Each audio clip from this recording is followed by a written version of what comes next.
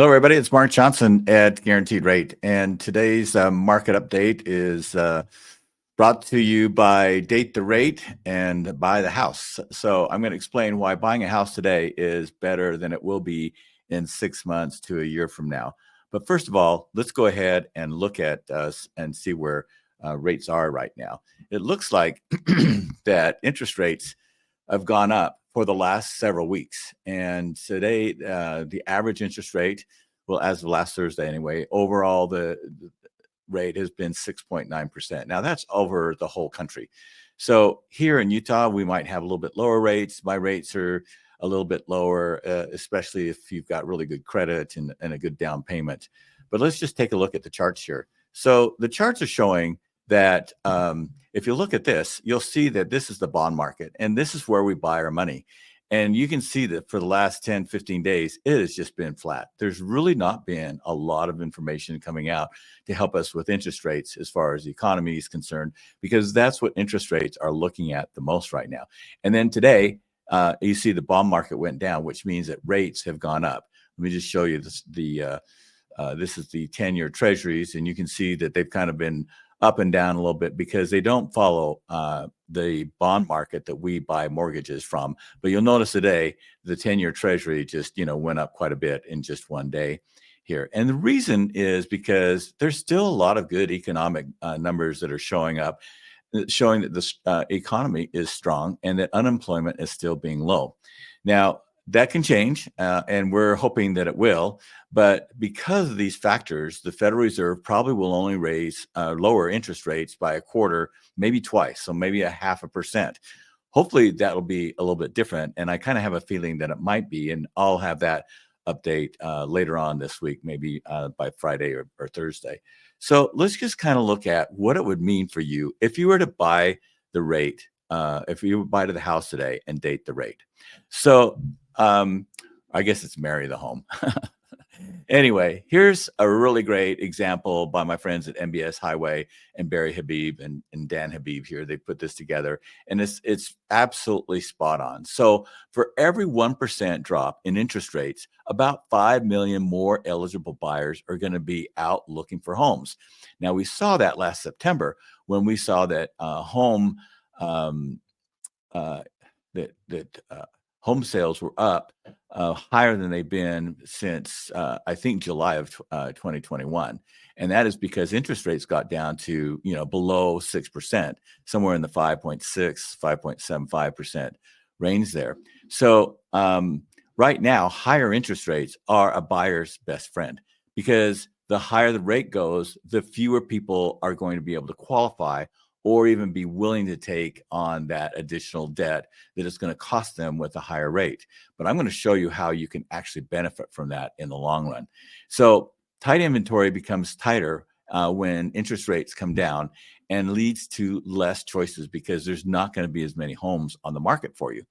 And so the other problem is that there's going to be some upward pressure on pricing because there's going to be more demand for the fewer homes that are on the market. So let's take a look at this. If property values today, if you bought a house for $700,000, right, and your loan amount was $560,000, and you got a rate of 6.875, your monthly expense on this would be about $5,000 for principal and interest. If you take that same house and you wait 1 year, and we just be conservative at 4.1%, actually it's going to be closer between 4.5% to 5% is what everybody's saying. You're going to see that interest rate or the value of that home is going to go from $700,000 to $728,000. Now, the loan amount, you'll just getting the same percentage, that'll go up from $560 to $582, so it'll be another $22,000 you're going to finance. Today's rate is $687, and that, again, that is going to be $5,075. If you're looking at the $582 next year, and we kind of predict that interest rates are going to be below 6%, not for very long, but hopefully maybe a little bit longer than what I anticipated. So at 5.875, that payment is going to be $4,893. So you're only saving a difference of $182 a month if you were to wait until next year. Now let's go ahead and look at the cumulative monthly payment difference that we're showing versus waiting. So in other words, you're going to pay an extra $2,184. And then let's look at the cost of refinancing. Typical refinancing cost is going to be somewhere between $3,500.